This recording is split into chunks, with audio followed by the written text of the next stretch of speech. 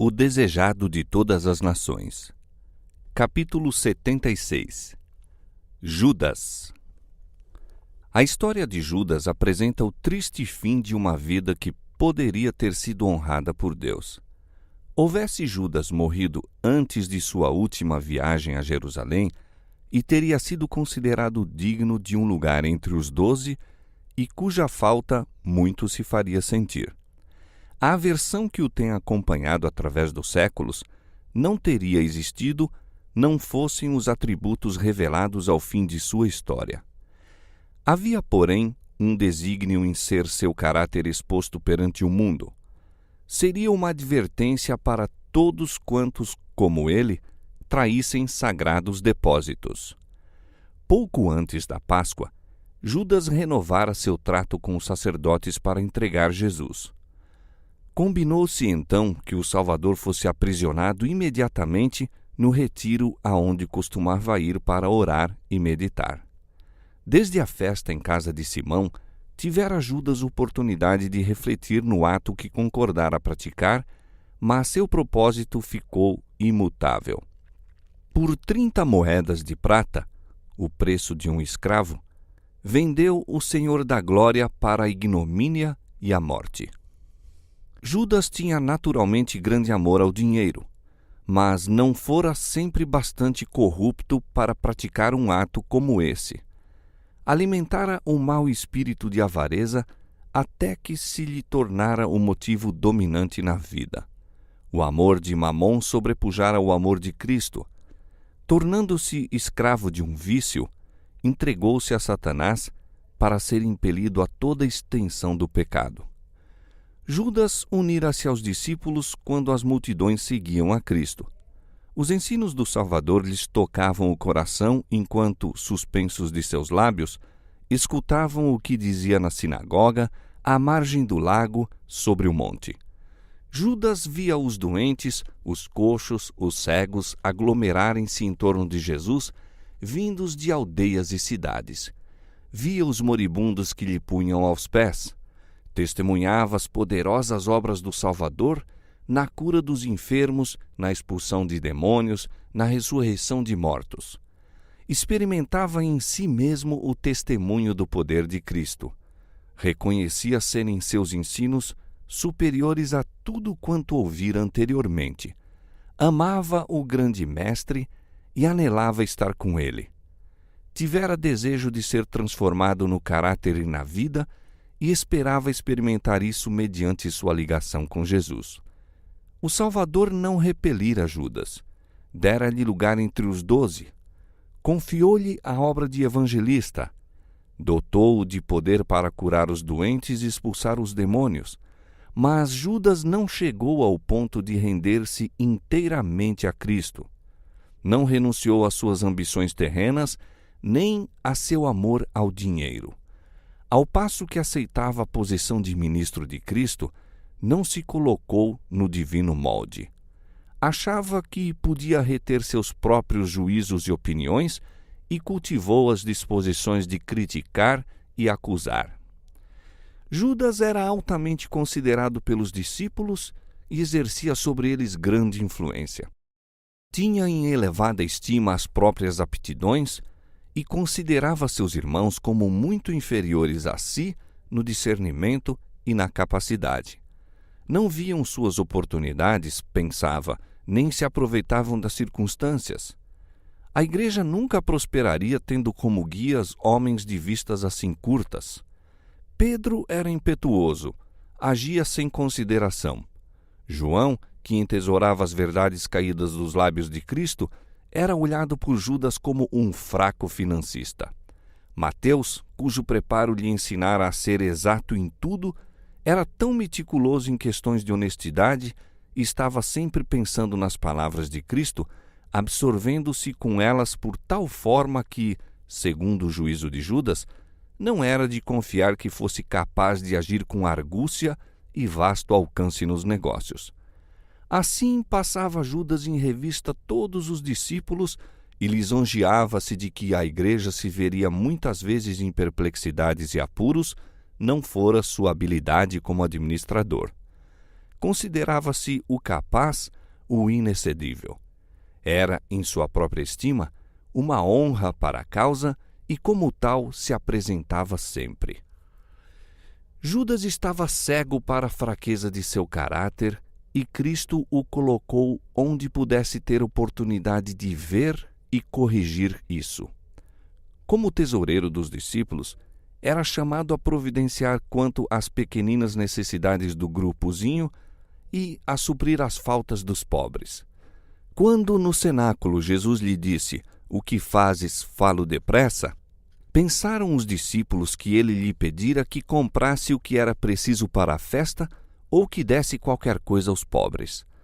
Servindo aos outros, Judas poderia haver desenvolvido espírito abnegado, mas ao passo que ouvia diariamente as lições de Cristo e lhe testemunhava a vida isenta de egoísmo, Judas condescendia com sua disposição cobiçosa.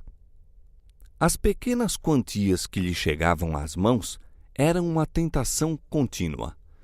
Muitas vezes, ao prestar qualquer serviçozinho a Cristo ou dedicar tempo a fins religiosos, remunerava-se à custa desses parcos fundos. Esses pretextos serviam a seus olhos de escusa para a ação que praticava. Perante Deus, porém, era ladrão. A tantas vezes repetida a declaração de Cristo de que seu reino não era deste mundo, irritava Judas. Estabeleceram um limite de espera à obra de Jesus. Em seus cálculos, João Batista devia ser libertado da prisão, mas eis que foi permitido ser ele degolado. E Jesus, em vez de afirmar seu direito real e vingar a morte de João, retirou-se com os discípulos para um lugar no campo. Judas queria uma luta mais agressiva. Pensava que, se Jesus não impedisse os discípulos de executar os próprios planos, a obra seria mais bem-sucedida. Observava a crescente inimizade dos guias judaicos e via seus desafios desprezados quando pediram a Cristo um sinal do céu.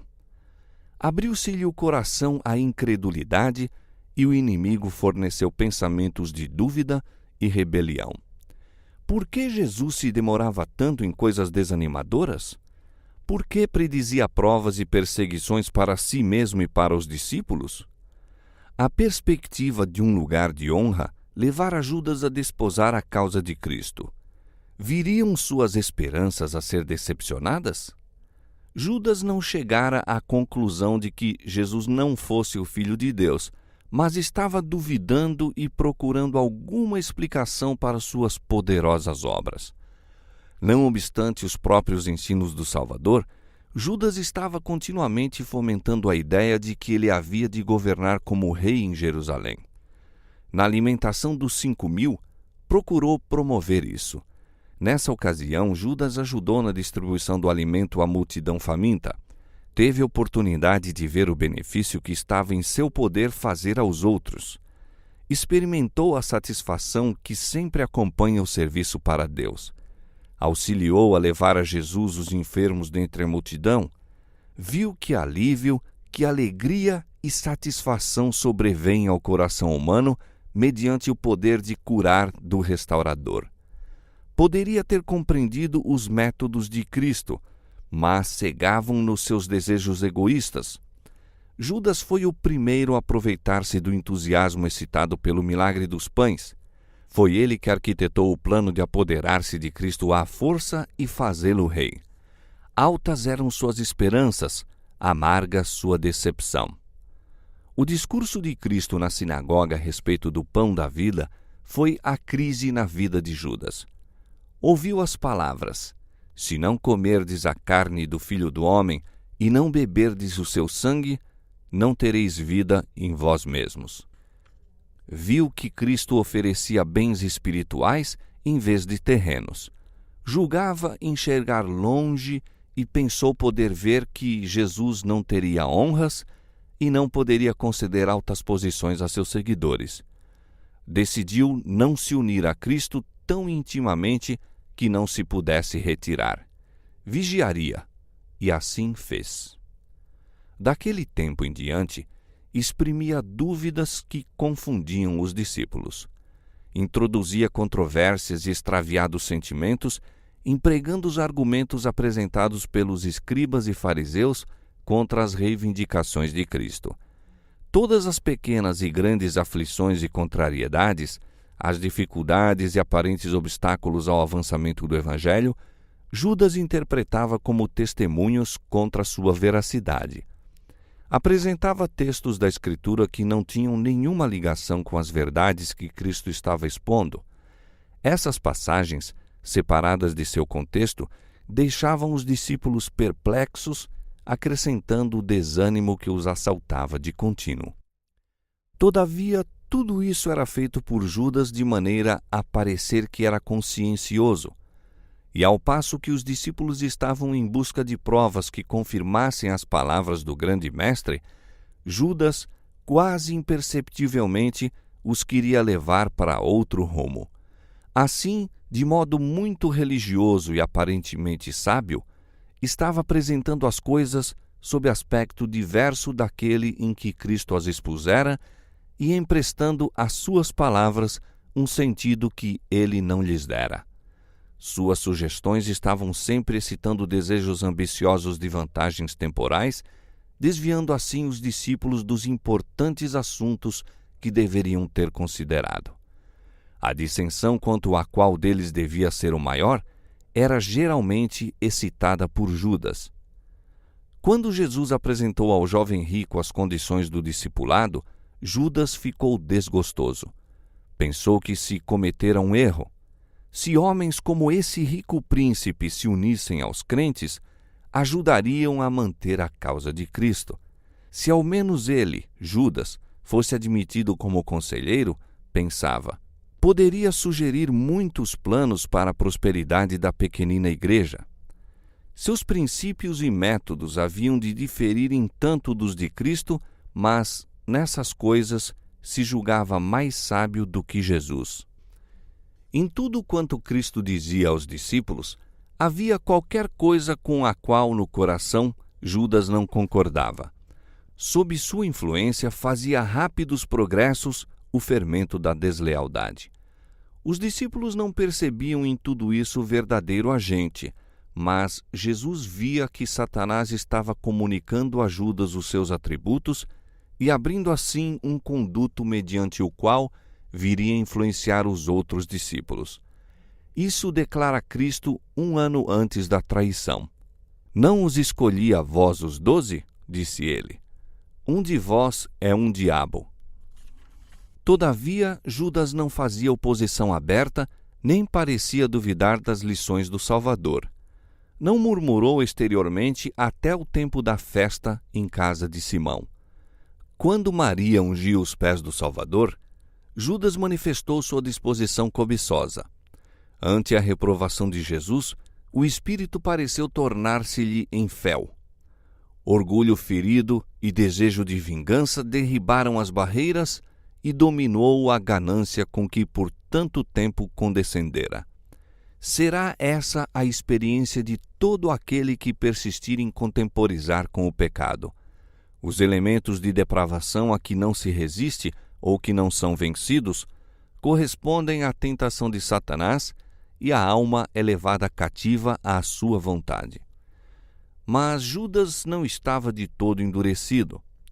Mesmo depois de se ter 2 vezes comprometido a trair seu Salvador, havia oportunidade de arrependimento.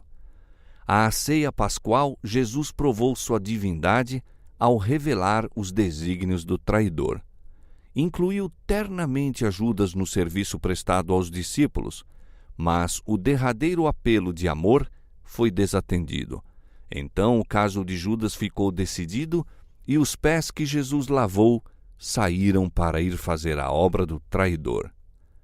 Judas raciocinava que, se Jesus devia ser crucificado, o acontecimento se havia de dar. Seu próprio ato em trair o Salvador não mudaria o resultado.